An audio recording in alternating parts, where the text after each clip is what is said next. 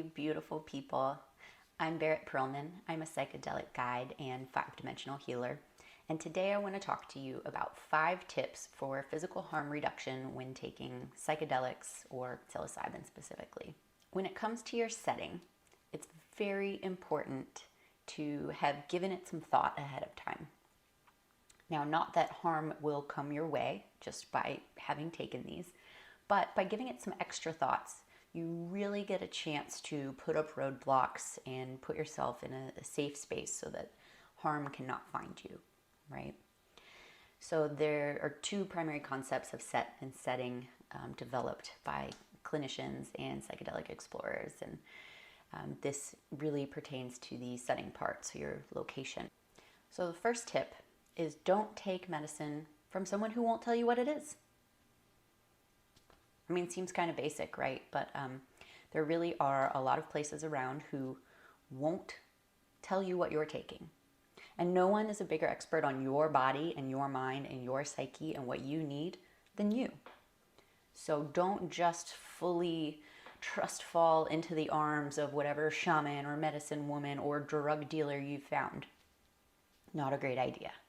Trust fall into the arms of someone who is giving you trust, who is giving you information, right?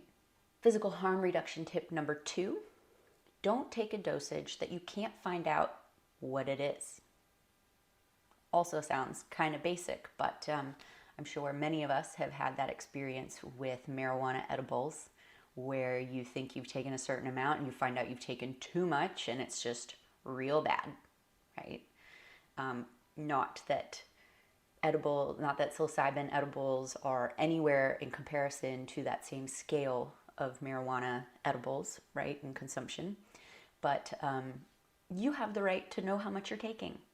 Because what if you're extremely sensitive? I have some people close to me who are very sensitive, even though they're psychonauts. And while I enjoy taking 5 grams, they may meet me having taken 3 grams, right? And so you need to know for you what dosage works for you. And now there's something out there labeled as soft medicine.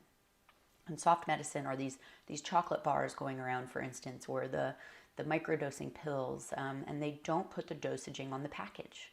So you could be taking 10 grams of psilocybin in a chocolate bar, or you could be taking 1 gram. No one really knows, and that's not a very trustworthy approach to what you're taking. So in order to prevent harm to yourself, you have a right to know how much you're taking. Now, if you don't want to, if you just want to pull the mushrooms out of the bag and consume whatever looks right, that again, there is your choice. So choose wisely. Harm reduction tip number 3 is don't work with someone who won't answer your questions. This kind of follows along with number 1 and number 2, right? Don't trust fall into the arms of your medicine man, your medicine woman, your shaman, if they won't answer your questions. Because anyone who truly has your best interests at heart will show up from a loving place and want to guide you through the experience, letting you have all of the answers that they can give you. Now, it's one thing to say, I don't have an answer for that. I do not know. And maybe you guys find out the answer together. But don't just simply follow them blindly.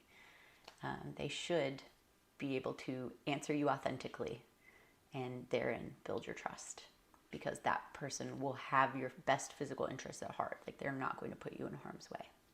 Tip number 4, are you somewhere safe? Now, this is super basic, but super overlooked. Are you somewhere that you are going to be safe for the next 5 to 6 hours?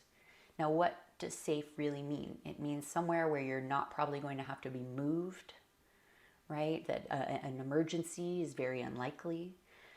And so this could mean you're in the woods, right? You've set up camp you've already set up camp in the woods. Or you have a car to jump into that you're not going to be driving that is a safe shell for you if you need it. Definitely don't be driving.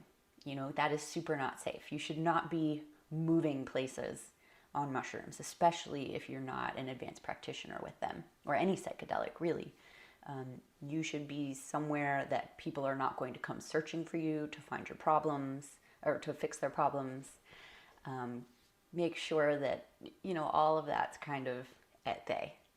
The last thing you need while you're deep in the mushrooms is to have to figure out someone else's drama, or to be somewhere where now all of a sudden there's just a big emergency.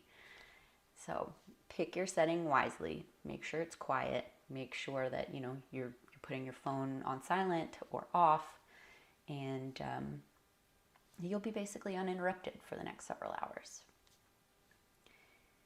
My final tip is to consume the medicine with other like-minded individuals, or consume it alone, right? Other people's mentalities can really affect you on your journey, and especially if their energy doesn't match your energy and they're going to go on a wildly different trip, that can bring harm to your medicine journey, to your trip. So I love to do them alone. If you're going to do them alone, another safe thing to do would be to notify someone, a close friend, that you're going to do this journey and that you'll check back in with them when you're done, right? So that if they haven't heard from you in 8 or 9 hours, they have an idea to come look for you, or to reach out to you and make sure that you're okay. But also, if you're going to be in a group, be cautious and concerned about who you're with, because you never know what someone else is going to do on their journey, and that can physically affect you, mentally affect you, and just simply by being aware of it and by paying attention, you can avoid that completely. Now, I hope you found these tips helpful. If at any point you desire any psychedelic support yourself, please reach out to me. I'm happy to help virtually from anywhere in the world, and I can help guide you setting your set and setting, and work with you to integrate after the medicine, and help be a part of ushering you on your journey. Let me know how I can help.